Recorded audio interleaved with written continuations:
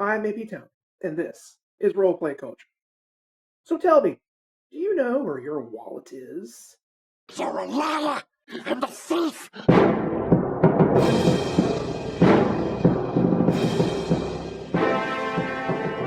Rogues can sometimes be an underappreciated class.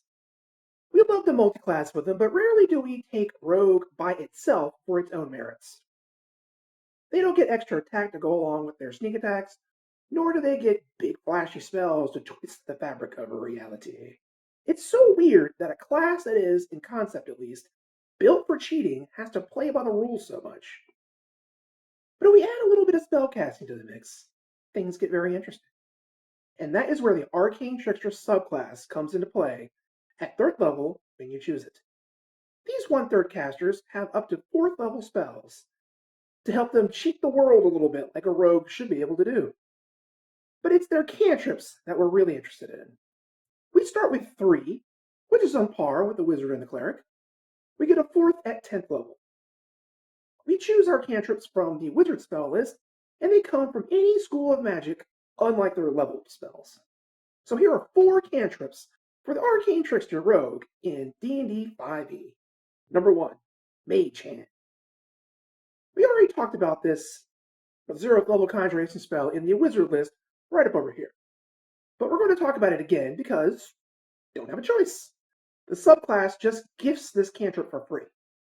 If we look at the Arcane Trickster's sister class, the Eldritch Knight, we see they always start with 2 cantrips. There's nothing to be salty about that we get this cantrip without choosing it. And there's a reason for it, which will become apparent later. This spell takes an action to cast, has a range of 30 feet, and lasts for a minute without concentration. You form a spectral hand that floats around and has to stay within 30 feet of you. You can use your action to move the hand and manipulate objects, open unlocked doors and containers, stow or retrieve items from open containers, or pour contents out of a vial. The hand can't hold more than 10 pounds. It also can't attack or activate magic items. Can it pour a healing potion down an ally's throat? Ask your DM about that one. Now, all of that is very interesting and allows for a bunch of shenanigans if done correctly. But with the Arcane Trickster's Legerdemain ability, it gets a bit more interesting. This ability is the reason this subclass gives you the Mage Hand for free, as it improves on it in multiple ways. First, your Mage Hand is now invisible, and considering you're going to be thieving with it, that's important. You can do a few additional things with that hand. You can retrieve an item in a container worn or carried by another creature. So you can snatch the MacGuffin from the BBEG's pocket. You can stow an item in a container worn or carried by a creature. Kind of the reverse of the previous ability. This means you can slip a key piece of evidence into the pocket of a rival to frame them for a crime you committed. You can also pick locks and disarm traps with thief tools, up to the range of your mage hand, which is 30 feet. So now you don't have to worry about that trap blowing you up when you inevitably whiff on your disarm check. You can also use any of these abilities without the creature noticing by succeeding a sleight of hand check. All rogues get an ability called Cunning Action that allows them to use the actions Disengage, Dash, and Hide as bonus actions. Now you can add Controlling the Mage Hand to that list. Remember, that's controlling the hand, not actually casting the spell. That still takes an action. So you can use your action to cast a spell, which will be invisible, and then use your bonus action to command the hand to immediately perform one of the previous actions we've talked about. On subsequent turns, you can have that hand act twice, and move twice technically, by using your action and bonus action. So you can use it to pick someone's pocket with your action, and then have the hand move and stow an item in your own pocket with your bonus action. But just be aware, you can only hide one of these actions with a sleight of hand check, so keep that in mind. All of this is the reason the Mage Hand is the most important cantrip to the Arcane Trickster. Number 2, Booming Blade. One of the issues with playing a rogue is that it's a combat class without extra attack. This is the reason why so many will start with like 5 levels or ranger or fighter before multiclassing into rogue. Extra attack is just so useful. that it's just worth sacrificing 5 levels worth of sneak attack and other abilities to do it. But maybe that isn't always the case. Maybe there's a cantrip that we can use to pump up our melee attacks without such a large dip into other classes and allow us to climb as a pure rogue. Booming Blade is a cantrip that takes action to cast, has a range of self in a 5-foot radius, and lasts for 1 round. You must use a weapon that costs at least 1 silver piece, so you can't use it with spells like Shadow Blade. Nuts. As part of casting the spell, you make a melee attack against an enemy within 5 feet of you, doing damage as normal. They become wreathed in sonic energy, and if they move 5 feet or more before the beginning of your next turn, they take 1d8 thunder damage. When you reach 5th level, the damage the target takes for moving increases to 2d8. But now, the initial attack also does an extra 1d8 thunder damage. These dice increase at levels 11 and 17 as usual. So this cantrip can't usually be used in conjunction with the extra attack feature. But we don't care about that as a rogue. We don't get it anyway. Now, you might think that getting an enemy that has just been hit by Booming Blade to move to set off the extra damage will be difficult without some serious teamwork. But as a rogue, we're probably the best equipped to do so. It has to do with the previously mentioned ability Cunning Action that allows the rogue to take the dash, disengage, or hide actions as a bonus action instead. So what makes that so useful? You can make a Booming Blade attack as an action, and then as a bonus action, use your Cunning Action feature to disengage, meaning you can move away from the enemy without provoking attacks of opportunity, and then use your movement to escape. On the enemy's turn, they have to make a decision. They can stay where they are and twiddle their thumbs, or possibly use a ranged weapon, ability, or spell to fight back. Or they can move to pursue you, setting off the Booming Blade attack. And that nifty little combo is what makes this cantrip so good. Even better, if you take the Warcaster feat, you can cast this cantrip as part of an attack of opportunity. And because they are moving, would set off the Booming Blade extra damage immediately. And remember that you can only use sneak attack once on your turn, and attack of opportunity is not done on your turn. Number 3, friends.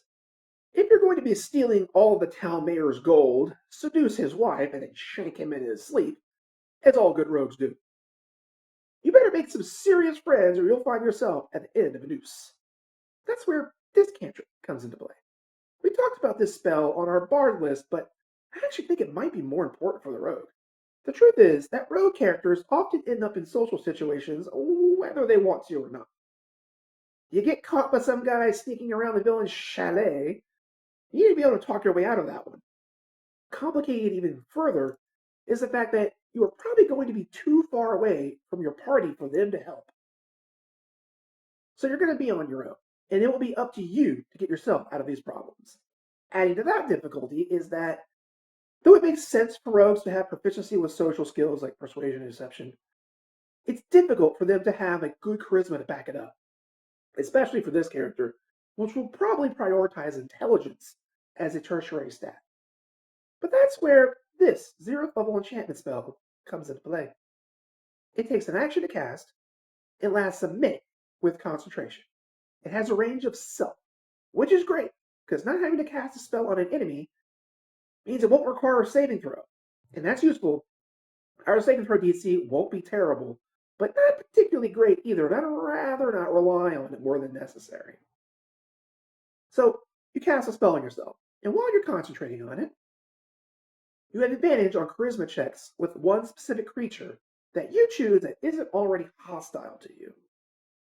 But when the spell ends, for whatever reason that is, well, if they weren't hostile to you before, they're probably going to be after that. So you better make it a quick conversation and then vamoose. But could you turn that hostility into an advantage? As a rogue spellcaster, we have access to the disguise self spell. We can disguise ourselves as a member of, say, one faction, and then cast a spell on one of their rivals to get crucial information, slip away, and then let the spell end. You could literally start a war between 2 of your enemy factions by framing them for your deeds. Love it.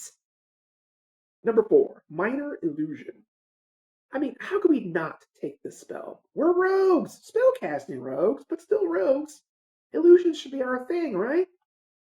This illusion cantrip takes an action to cast, has a range of 30 feet, and lasts for 1 minute without concentration. Cantrips that have duration at all are pretty rare. Even more rare are the ones that don't require concentration. You can create a sound or an image, not both, to your liking. The sound can be just about anything you want. Whispering voices to attract the guard's attention, a piercing scream to get them coming towards you, or the roar of a T-Rex to make them run. For the image, few more restrictions. It has to be an object that fits within a 5-foot cube. So like a chair or a chest. Or how about crate? How about you take a seat, cast the spell in the space you're in, and have it make an image of a crate? Now you're hiding in an illusionary crate that you summon on command, doesn't require concentration. There's no saving throw for this either.